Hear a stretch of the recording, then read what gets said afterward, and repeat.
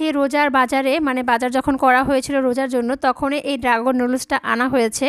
তো কয়েকদিন যাবত আমাকে বলছিল রাইসের বাবা যে আমি যেন ইফতারে নুডলস রান্না করি। এমনিতে সে খুব নুডলস খেতে পছন্দ করে, আর এইটা তো আর প্রিয় নুডলস। আর এই নুডলসটা আমরা কম বেশি সবাই চিনি, তাই না? সেই ছিল সে না ছোট্টবেলার নুডলস। মানে আমি যখন দেখতাম বাসায় বাজার করা হতো, বাসার বাজারে মানে ঈদের বাজারে আর কি, ঈদের বাজারে প্রায় এই নুডলসটা থাকবে। ঈদের দিন সকালবেলা হালকা পাতলা নাস্তার সঙ্গে যে কোনো একটা নুডলস তো আমরা রান্না করি, ঠিক না? সেটা হয়েছে ড্রাগন নুডলস। আগে থাকতো আর কি, এখন জানি না, এখন তো অনেক রকমের নুডলস বের হয়েছে। তো যাই হোক, এমনিতেই রাইসা বাবা খুব পছন্দ করে, আর তার হচ্ছে মানে খাবারের তালিকায় নুডলসের তালিকায় আর কি বিভিন্ন রকম নুডলস এমনিতেই বাসায় আনে, আর এটা তো অবশ্যই আনবেই। তো এখন আমি হচ্ছে নুডলসটা রান্না করবো আজকের ইফতারে। তো এরপর আর কি আয়োজন করবো ইফতারে সেটাই চিন্তা করছিলাম, আর নুডলসটা এখন সেদ্ধ করছিলাম। তো যাই হোক, কী করি সেটাই হচ্ছে আপনাদের সঙ্গে শেয়ার করবো একটু পর। তো এখন আমি এখানে একটা লবণ দিয়েছি, কিন্তু লবণ আর বেশি করে পানি দিয়ে একটু বড় হাঁড়ির মধ্যে হচ্ছে নুডলসটা হচ্ছে সেদ্ধ করে নিব। আর এই তো আমি এখানে হচ্ছে নুডলস নিয়েছি, একটু রেখে দিয়ে হচ্ছে বাকিটা নিয়েছি। তো নুডলসগুলো কিন্তু সেদ্ধ হতে অনেক সময় লাগে, সাধারণত ম্যাগি নুডলস সেদ্ধ হতে কিন্তু দেখা যায় একেবারে কম সময় লাগে। তো তার থেকে এটা কিন্তু ডাবল সময় লাগে, কারণ এটা কিন্তু একটু মোটা নুডলস, দেখা যায় যে মনে হয় সেদ্ধ হয়েছে কিন্তু সেদ্ধ হয় না। বারবার আমি এরকম করে দেখছিলাম, অনেকটা সময় লাগে। তো একটু সময় নিয়ে তারপরে হচ্ছে আমি কিন্তু নুডলসটা আমি সেদ্ধ করে নিয়েছি।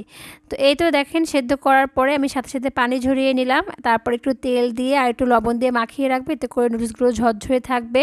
তারপরে হচ্ছে লবণের পরিমাণটা কিন্তু পারফেক্ট হয়, এরকম করে মাখিয়ে রাখলে একটু লবণ আর একটু তেল। তো এরপর আমি এখানে হচ্ছে তেল, পেঁয়াজ, কাঁচামরিচ একসঙ্গে খুব ভালো করে ভাজলাম। আজকে হচ্ছে চিকেন আর ডিম একসঙ্গে হচ্ছে দিয়ে আমি নুডলসটা রান্না করব, আর হচ্ছে সবজি দিব। তো এখানে হচ্ছে আমি চিকেন দিয়েছি একেবারে ছোটো ছোটো করে কেটে, আমি হচ্ছে চিকেন দিয়েছি, দিয়ে কিছুক্ষণ ভাজবো। ভালো করে ভাজার পরে দুটো ডিম দিয়ে দিচ্ছি। তো ডিমগুলো হচ্ছে এক সাইড করে বা একসঙ্গে হচ্ছে আমি ভেজে নিব, আর এর মধ্যে একটু লবণ আর হচ্ছে আমি গোলমরিচের গুঁড়া দিব, সাদা গোলমরিচের গুঁড়া দিব, চাইলে এখানে কালো গোলমরিচের গুঁড়াটাও দিতে পারেন।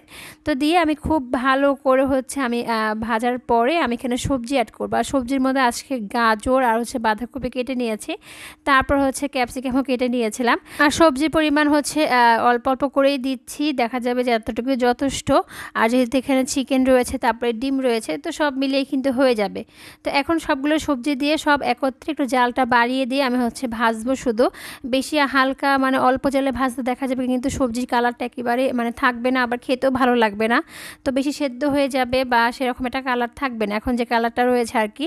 তো এইটা আমি খুব ভালো করে কিন্তু ভেজে নিয়েছি, আর আমি একটু গোলমরিচের গুঁড়া আর লবণ দিয়েছিলাম কিন্তু, আর অলরেডি কিন্তু আমি একটু লবণ আর তেল দিয়ে কিন্তু খুব ভালো করে নুডলসটা মাখিয়ে রেখে দিয়েছিলাম, সেক্ষেত্রে কিন্তু লবণ কম হওয়ার কোনো সুযোগ নেই।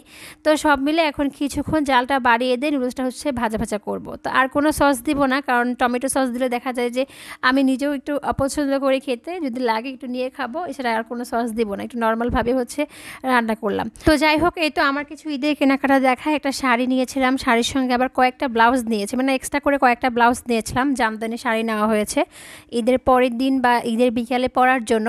সেই সাথে একটা হচ্ছে মানে 3 পিসও নেওয়া হয়েছিল। তো 3 পিসটা দেখাই, ক্যাটালগটা যে দেখছেন সেম এরকম, কিন্তু ড্রেসটা কিন্তু খুবই সুন্দর, আর পুরো ড্রেসটাই কিন্তু ফ্লাওয়ার প্রিন্ট করা ছিল, কটনের মধ্যে ছিল ড্রেসটা, ভিতরে এরকম সিকোয়েন্সের কাজ করা ছিল। আর এই তো আমি একটু খুলে দেখাই তাহলে বুঝতে পারবেন। এই 3 পিসটা তো এমনিই সুন্দর, দেখেন ওই যে বললাম ফ্লাওয়ার প্রিন্ট করা, কত সুন্দর লাগছে তাই না? তার মধ্যে ওড়নাটা যে কত সুন্দর, একটু পরে আপনাদেরকে দেখাচ্ছি। আচ্ছা, এগুলো কিন্তু প্যারেল, মানে এই যে হাতার মধ্যে লাগাতে হবে আর হচ্ছে গলার মধ্যে লাগাতে হবে, টেলার্সের কাছে দিলেই কিন্তু তারা হচ্ছে লাগিয়ে দেবে। এছাড়াও ক্যাটালগ রয়েছে, তো ক্যাটালগ অনুযায়ী হচ্ছে প্রত্যেকটা প্যানেল জায়গা মতো লাগাতে হবে। তো আমি এই যে আপনাদের একটু দেখিয়ে দিই। আর এই তো এটা হচ্ছে হাতার, মানে 2 হাতার জন্য এই প্যানেলটা দেখেন ক্যাটালগ অনুযায়ী লাগালে কিন্তু খুবই সুন্দর লাগবে, একেবারে কিন্তু সেম ড্রেস ছিল এটা। তো যাই হোক, এইটা ছিল হচ্ছে স্যালোয়ারের কাপড়, স্যালোয়ারের কাপড়টাও কিন্তু খুব সুন্দর, একই হচ্ছে প্রিন্ট করা, মানে ফ্লাওয়ার প্রিন্টের মধ্যে ছিল সালোয়ারটা। তারপরে এই দেখেন ওড়নাটা। আর ইদানিং আমার ওড়নার প্রতি মানে ওড়নাটা যাতে একটু গর্জিয়াস হয় ড্রেসটার, সেটার উপর আমি খুব খেয়াল রাখি, আর একটু ভারী হবে, মানে একটু গর্জিয়াস ওড়না হলে হয় কি, মানে ওড়নাগুলো গায়ে থাকে, পড়ে যায় না, একটু বড় সড়ো ওড়না আমার কাছে বেশি ভালো লাগে। আর এই ওড়নাটা আমার একেবারে মন মতো হয়েছে, প্রত্যেকটা ওড়নার মধ্যে এরকম ফুল করা ছিল, এগুলো কিন্তু একেবারে ফিনিশিং দেওয়া ফুলগুলো, হাতে নাকি এমব্রয়ডারি কাজ করার হয়তো বা ফুলগুলো, মানে ফুলগুলো আর কি। আর চারোদিকে মানে চারোপাশে ওড়নাটা এরকম লেস বসানো আর কি, খুবই সুন্দর ওড়নাটা। তো যাই হোক, এরপর আমি ওই যে বললাম ঈদের পরের দিন বা ঈদের দিন সকালে তো ওরকমভাবে কাজ করা হবে, তো থ্রি পিসই পরা হবে হয়তো বা বিকালের দিকে বা তার পরের দিন একটা শাড়ি পরা হবে। তো সেই জন্য কিন্তু আমি এই শাড়িটা কিনেছি। আর শাড়িটা দেখেন কত সুন্দর জামদানি শাড়িটা, ভিতরে কিন্তু গোল্ডেন সুতার কাজ করা রয়েছে প্রত্যেকটা অংশে, আঁচলের মধ্যেও রয়েছে আর এরকম টার্সেল কিন্তু বসানো। আর শাড়িটা দেখে এখন কি মনে হচ্ছে অনেক দাম, আসলে কিন্তু তাই না, একেবারেই কিন্তু স্টুডেন্ট বাজেট কিন্তু আমি এই শাড়িটা কিনেছি, খুবই কম দামে কিন্তু কেনা হয়েছে। যারা হচ্ছে পয়লা বৈশাখের জন্য কিনতে যাচ্ছেন শাড়ি, ঈদের 2 দিন পর না যেন 1 দিন পর হচ্ছে পয়লা বৈশাখ হবে, তো চাইলে কিন্তু আপনারা এই শাড়িটা নিতে পারেন। এটা কিন্তু সাদা ব্লাউজ বা কালো ব্লাউজের সঙ্গে খুব ভালো মানাবে। তো আমার একটা কালো ব্লাউজ অলরেডি আছে, সেই পেজ থেকে আমি নিয়েছি, মানে এই 3 পিস তারপরে শাড়ি ব্লাউজ যে পেজ থেকে নিয়েছি, এর আগেও আমি নিয়েছিলাম পয়লা বৈশাখের জন্য শাড়ি তারপর হচ্ছে ব্লাউজ। তো আমি এবার কালোটা এবার হচ্ছে অনুজনার জন্য নিয়েছি, মানে 3 জনের জন্য 3টা কালার নিয়েছি আর কি। তো যাই হোক, আমার ঈদের 3 পিস এবং হচ্ছে একটা শাড়ি আর এই তো ব্লাউজ যে পেজ থেকে আমি নিয়েছি আর কি, সেই পেজ থেকে চাইলে আপনারা এই ধরনের হচ্ছে শাড়ি 3 পিস ব্লাউজগুলো নিতে পারেন। আমি পেজের নামটা মেনশন করে দিব কমেন্টসে এবং ডিসক্রিপশন বক্সে, চাইলে সেখান থেকে আপনারা অর্ডার করতে পারেন। তো এরপর যে বললাম যে নুডলস রান্না করার পর আর কি করা যায়, এরপর হচ্ছে দুজনের জন্য 2টা ডিম পোস্ট আর হচ্ছে বাটার দিয়ে কয়েকটা পাউরুটি হচ্ছে ভেজে নিয়েছে তাওয়ার মধ্যে। এরপর শরবত বানাতে আসলাম। এছাড়া আজকে টেবিলে মানে ইফতার আয়োজন যদি আপনারা দেখেন তাহলে মনে হবে যে সকালে নাস্তার আয়োজন করেছি, এমনটাই মনে হচ্ছে আনার পরে আমার কাছে। আর আজকে না একেবারে ভাজা পোড়া বা তেল জাতীয় জিনিসগুলো খেতে ইচ্ছে করছিল না, মনে হচ্ছিল যে সাদা মাটা কিছু খাবো, তো এই জন্য হচ্ছে এরকমটা করেছি। আর এই তো আমি এখানের মধ্যে শুধু কিছু চিয়া সিড দিয়ে দিয়েছি, আর এই চিয়া সিড দেওয়ার পরে কিন্তু কমপক্ষে 10-15 মিনিটের মধ্যে কিন্তু ভিজে যায়, বেশি একটা সময় লাগে না।